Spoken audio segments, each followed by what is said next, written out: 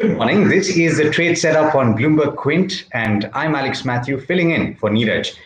We're getting set for what could be a volatile end to the current FNO series. Today, remember, is monthly expiry. But before we get into our markets, let's look at the handover from the US market. Volume in the US equity market was a little thin towards the end of the session there, heading into the Thanksgiving holiday. Remember, they're on a holiday today, but a couple of factors led to the US equity markets coming off their record highs. You can see on the screen the Dow and the S&P 500 fell 0.6 and 0.2% respectively, while the tech-heavy Nasdaq climbed 0.5%.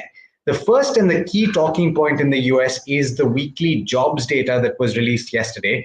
And the US Labor Department reported that the first back-to-back increase in weekly jobs claims had taken place since July.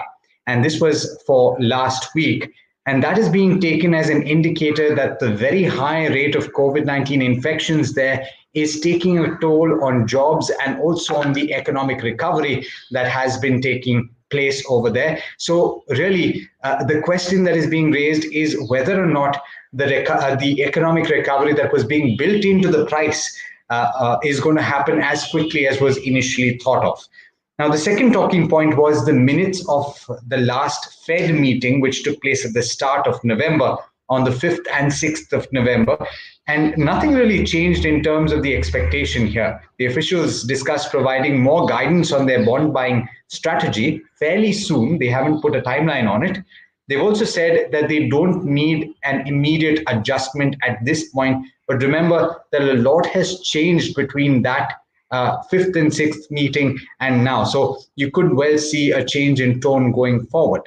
Let's turn to the Asia Pacific region now. And well, it's mostly looking in the green. If you look at the screen, well, it's changed. In fact, while I was looking at it the last time, but you have the Nikkei 225 in Japan trading with gains of about 0.6%. You have the Hang Seng that is flat, and you have a couple of other markets that are also trading more or less flat, but broadly a mixed bag at the start of trade in the Asia Pacific region. Now, turning to India, yesterday, after a positive start and a rise to record levels, we saw quite a lot of selling pressure building in across the board and throughout the session, particularly towards the end. Banks that have led the rally to over 13,000 for the Nifty were the biggest laggards, and 600 points were shaved off the Bank Nifty. You can see on the screen, though, that the SGX Nifty is indicating a positive start of 0.4%. But as we saw yesterday, a positive start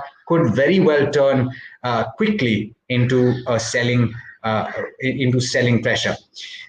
Let's look at some of the factors that could affect trade today. First, I would say the FII flows are going to be keenly watched.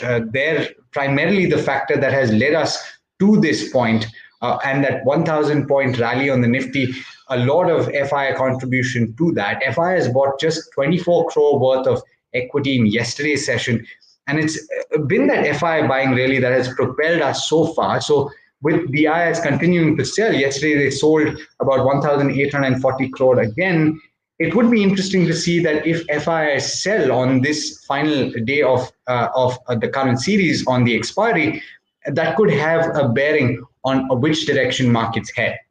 Now, there are worries of a resurgence in COVID-19 cases in India as well. Now, we've been talking about it in the rest of the world, but the government seemingly has taken cognizance of the rise in cases lately, and the Home Ministry has sent out a fresh set of guidelines, and they've said that the states and union territories can impose local restrictions like night curfew, but in consultation with the center. They've also said that you can impose those restrictions and you can impose lockdowns outside the containment zones, but you have to consult the center first. So seemingly an admission from the point of view of the Home Ministry that there could be a surge in COVID-19 cases after the festive season, and that could well play into how sentiment plays out in trade today. So really, let's look at some of the stocks and some of the sectors that could be affected. I would think at the start you have the aviation companies that have actually surged quite a bit over the last week and a half, 2 weeks or so. They could be under pressure today. You have hotels and hospitality that could bear the brunt of negative sentiment, thinking that if there is a rise in cases, even if there is no restriction, there could be a dearth of footfalls that a lot of people were hoping would start coming. And the multiplex companies like PVR and Inox could also bear the brunt of that.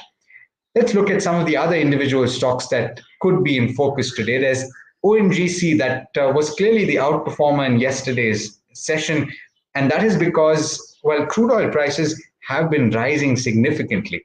And they have risen from that sub 40 level all the way up to $49 to a barrel. This is Brent crude that we're talking about, very, very quickly. All of it mostly in this month itself. And that is reflective in the prices of ONGC, both yesterday and day before yesterday, seeing significant gains. What's more interesting is that you also have longs building up in that counter. So it could indicate that there are more legs to that rally in ONGC. On the earnings front, Siemens reported earnings yesterday for the fourth quarter, and that's the quarter ended September.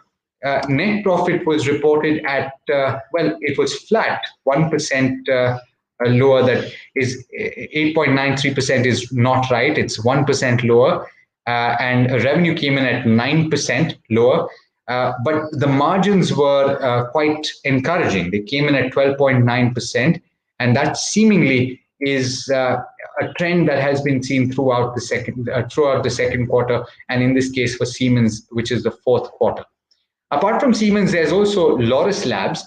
It acquired 72.5% stake in biotech company Richcore Life Sciences for just under 250 crore rupees. Not a very big acquisition in the larger scheme of things, but it does mark the company's entry into broader biologics and biotech segments. And this is definitely going to be a stock to watch. It's gained tremendously in the year-to-date period.